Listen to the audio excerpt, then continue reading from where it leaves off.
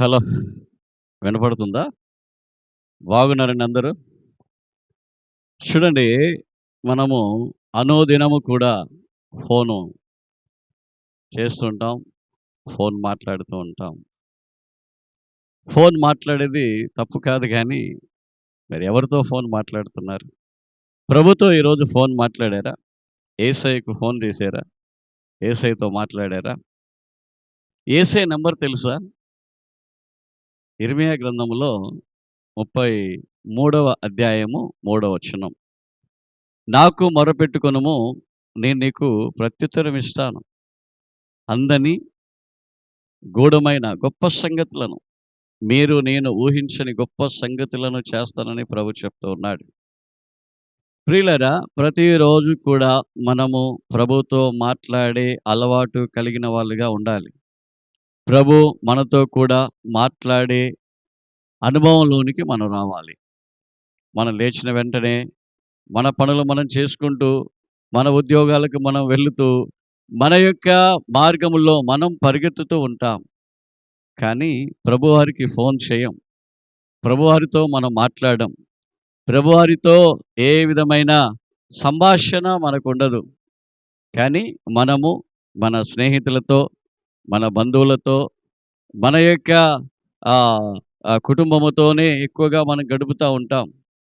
కుటుంబంతో గడపండి, స్నేహితులతో గడపండి. కానీ అంతకంటే ఎక్కువగా, అంతకంటే ముందుగా ప్రభుతో మాట్లాడండి.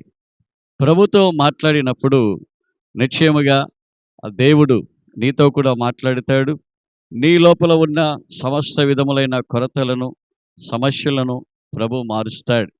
ఆయన నీతో మాట్లాడి, నీ పైన కనుదృష్టిని ఉంచి, నువ్వు నడవలసిన మార్గాన్ని నీకు బోధిస్తాడు. నీకు ఆలోచన చెప్తాడు.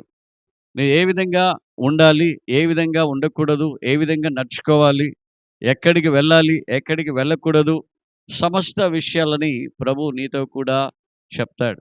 మనం బైబిల్ గ్రంథంలో చూస్తే అనేక మంది వ్యక్తులు ఉదయకాలమున, మధ్యాహ్నమున, సాయంకాలమున ప్రభు చెంత మోకరించి ప్రార్థన చేసి గొప్ప గొప్ప ప్రవక్తలుగా మారారు. గొప్ప గొప్ప సంపన్నులుగా మారారు. గొప్ప గొప్ప రాజులుగా మారారు. గొప్ప గొప్ప ప్రపంచాన్ని తలకిందుల చేసేవాళ్ళుగా మారారు. ప్రార్థన లేకపోతే మనం గొప్పవాళ్ళుగా మారలేం. ప్రార్థన సహవాసము మనకుంటే, ప్రార్థన చేసే జీవితం ఉంటే తప్పకుండా మనం గొప్ప వ్యక్తులుగా మనం మార్చగలుగుతాం. యాకోబు అనే వ్యక్తి యొక్క జీవితంలో ఆయన ప్రార్థన చేశాడు. ఆ యొక్క దేవుడు అతనికి ఇశ్రాయేలు అని పేరు పెట్టాడు. ఇశ్రాయేలు యొక్క గర్భములో అనేక మంది ప్రవక్తలు, రాజులు, గొప్ప గొప్ప వ్యక్తులు పుట్టుకొని వచ్చారు. ప్రియమైన దేవుని బిడ్డ, నీవు కూడా ప్రార్థన చేస్తావా?